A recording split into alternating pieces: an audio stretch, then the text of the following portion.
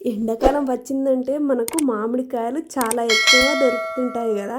అలాంటప్పుడు ఇలాంటి ఎంతో టేస్ట్‌కరమైన మామిడికాయ పప్పు చేసుకోకుంటే ఎలా మరి? ఇలా ఒక్కసారి చేసుకొని తిన్నామా, తిన్నా కొద్దీ తినాలనిపిస్తుందండి. అంత బాగా కుదురుతుంది. మనం తినే కొద్దీ ఇటు పప్పు, అటు మామిడికాయ ముక్కలు తగులుతూ చాలా చాలా టేస్టీగా కుదురుతుంది. ఇలాంటి మామిడికాయ తీసుకొని పొట్టు తీసి బాగా కడిగిన తర్వాత ముక్కలు ముక్కలుగా కట్ చేసుకోవాలి. అందులో వచ్చిన పీచు పడేయకుండా అలాగే పక్కనుంచుకోవాలి. ఇప్పుడు మనం పప్పు కడిగి కాస్త పసుపు, ఆయిల్ వేసి ఇలా మరీ మెత్తగా కాకుండా మరీ అంత పలుకులుగా లేకుండా చిన్న మంటలో ఒక 2 విజిల్లు వచ్చేంత వరకు ఉడికించుకోవాలి.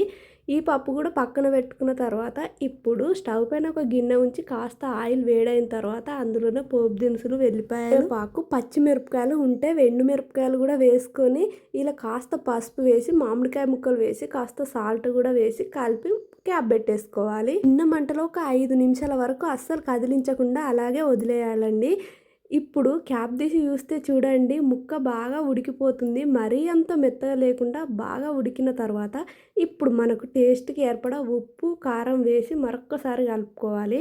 ఇలా మొత్తం అంతా కలిసిన తర్వాత ఇందులోని పులుపుకు ఈ ఉప్పు, కారం బట్టి టేస్ట్ చాలా బాగా కుదురుతుందండి.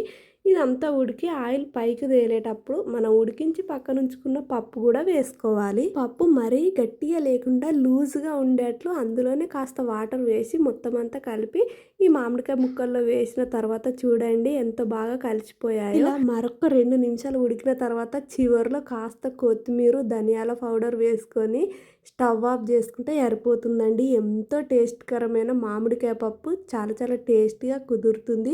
ఇంట్లో ఉన్న చిన్నవాళ్ళకైనా పెద్దవాళ్ళకైనా ఈ ఒక్కరు చాలా ఇష్టంగా తినేస్తారండి. ఈ వీడియో కనుక మీకు నచ్చితే లైక్ చేయండి, షేర్ చేయండి, సబ్స్క్రైబ్ చేయండి, మన ఛానల్ని ఫాలో అవ్వండి.